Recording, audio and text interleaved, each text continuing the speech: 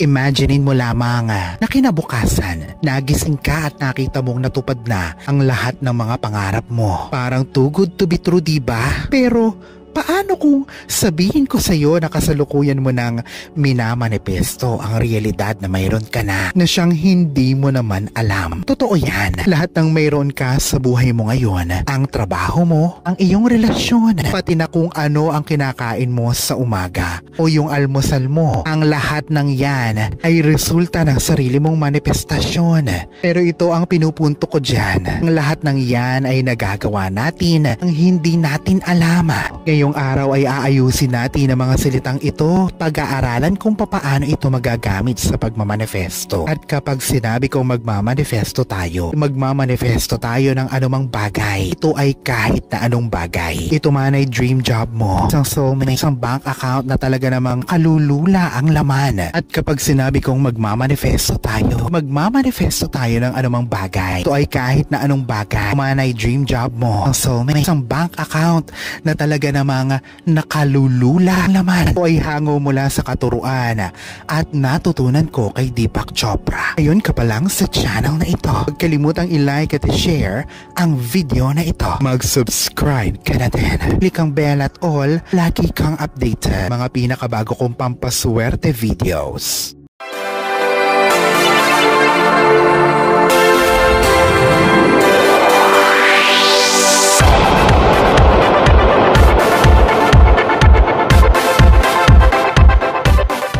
Ito ay kapareho din ng mga teknik na nakatulong sa hindi mabilang na mga tao. Binago ng teknik na ito kanilang buhay. Ang pagmamanifesto ng walang kalinawan sa isipan ay parang pagnanavigate sa isang barko o eroplano na walang GPS o ang sikretong source na dapat mong makuha upang maging singlinaw ng isang kristal ang iyong mga desires, mga minamanifesto. Kaya naman hindi makatatanggi sa iyo ang sansinukob o universe. Ganito mo ito gawin ka, Laurel. Una, hanapin ang iyong zen zone. Umanap ng tahimik na corner sa iyong bahay. Isang tahimik na parke o sariling hardin. Siguraduhin na walang makakakita o istorbo. Ngayon, huminga ka ng malalim. Imaginein mo na ang hangin na labas-pasok sa iyong katawan. O yung hininga mo ay kulay ginto na siyang naglalakbay mula sa sentro ng iyong puso. Ngayon ay tanungin mo ang sarili mo ng $1 million question. Ano ba talaga ang gusto ko? Hayaan na ang mga ideya ay sumulpot na parang mga bula.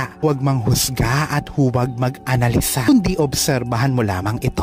Alalahanin na ang universe ay hindi isang istriktong guro. Ito ay nakaabang at handang tuparin ang mga kahilingan mo. Ngunit maging malinaw sa iyong mga intensyon. Ang mga genie man ay kailangan ng malinaw na instruksyon. Isulat ang iyong mga desires o mga gustong mangyari o matupad. May mahika sa likod ng paggamit ng panulat at papel. Ito ay parang pagpapadala ng isang certified letter sa universe. Muna tayo sa pinaka-importanting hakbang dahil ang pag-alam ng malinaw sa kung ano man ang gusto mo ay kalahati pa lamang ng laban. Ang tinutukoy ko dito ay yung mga nakakainis na limiting beliefs, yung mga paniniwala na lilimitahan ka, na siyang parang pilit na nagsusumiksik sa ating isipan. At ngayon ay eviction day na ng mga limiting beliefs na ito sa iyong utak. Sipin na ang iyong utak ay ang siyang hardin, ang iyong mga desire, ang siyang mga binhi. Ngunit ang mga limiting beliefs ay ang mga ligaw na damo siyang sumasakal sa mga binhi ng mga pangarap mo. Narito kung papaano mo tatanggalin ang mga ligaw na damong ito na siyang sumisira sa mga binhing na itanim mo. Isulat ang lahat ng mga bagay na negatibo na nasa isipan mo na patungkol sa iyong mga desires o mga gustong maimanifesto. Hindi ako matalino. Ang pera ay ugat ng lahat ng kasamaan. Masyado na akong matanda para mangarap at mag-umpisa. Ngayon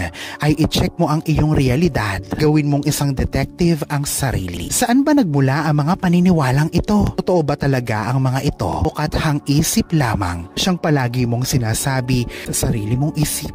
Ngayon ay ganito ang gawin mo sa mga limiting beliefs na meron ka sa isipan mo. Isulat muli ito at baligtarin. Gumawa ng mga empowering na mga salita mula sa mga ito. Ang hindi ako matalino ay gawing o ay patuloy na natututo at umuunlad. Ulitin ito at paniwalaan. Sanayin ang iyong isipan dito. Sa una ay napakahirap pero kalaunan ay makakasanayan mo na ito. Ito ay parang isang hand gloves na stretchable. Sa una ay hirap mo itong isuot pero kalaunan sa patuloy na paggamit ay makakasanayan at magkakasya na ito sa iyo. Ang iyong isipan ay parang isang supercomputer. Sa mga limiting beliefs na ito ay mga outdated na software. Kaya oras na para i-update mo ito. Na-upgrade na natin ito. Ang pagsaset ng intensyon ay parang pagbibigay o pag-place ng iyong order sa isang restaurant o reservation fee para sa isang bahay at lupa. Ang pagsaset ng intensyon ay ang paglilinaw ng gusto mo at pagsisigurado para makuha mo ang gusto mo. Para magawa naman iyan, ganito ang gawin mo. Sabihin ito ng malakas ng may conviction. Kung maaari, sabihin ito ng malakas sa lugar na tahimik at walang ibang tao. Sunod ay isulat ito lahat sa papel. Sulat sa papel ang lahat ng nasabi mo. Maging espesipiko at maging buo ang loob. Ang ako ay na salita ay siyang magiging kaibigan mong matalik sa lahat ng oras at panahon. Talo ng salitang ako ay magkakaroon ng sariling bahay. Nang salitang ako ay may sariling bahay at lupa na.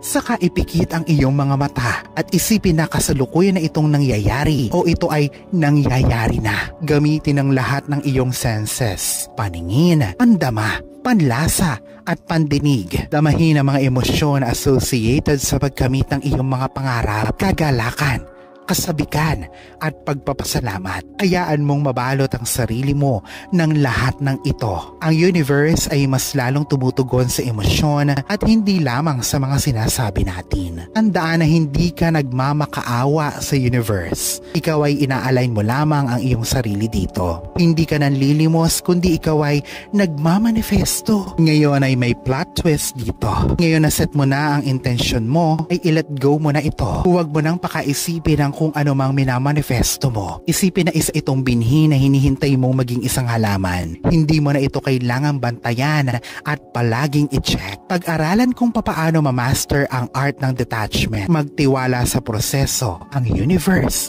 ay may magandang plano. Ang iyong trabaho ngayon ay ang magtiwala. Ito ang i-practice mo sa sarili. Ang pagtitiwala. Magtiwala na ang lahat ng bagay ay kumikilos para sa ikabubuti ng lahat. Mag-focus sa pag-enjoy sa iyong kasalukuyang pagkakataon imbes na pakaisipin ng malalim ang kung ano mang gusto mong mamanifesto. Mag-focus sa pag-enjoy sa iyong present moment. Ayon kay Deepak Chopra, ang detachment ay base sa hindi pag-question, sa paniniwala sa kapangyarihan ng iyong totoong sarili. Sa ibang salita, ang pag-let go o pagpapaubaya ay hindi nangangahulugang paglimot sa mga bagay na minamanifesto mo. May dalawang powerful practices na siyang magpapanatili sa iyo sa manifestation zone habang ikaw ay detached. Ito ay gratitude o pagpapasalamat at patience o paghihintay. Ito ang mga sekreto sa iyong manifestasyon. Ang hangin na siyang nagpapalipad sa mga pakpak ng iyong manifestasyon. Una, ang gratitude o pagpapasalamat ay kailangan talaga sa pagmamanifesto. Dahil sa gratitude o pagpapasalamat ay nananatili tayo sa mataas na vibration. Ang mataas na vibration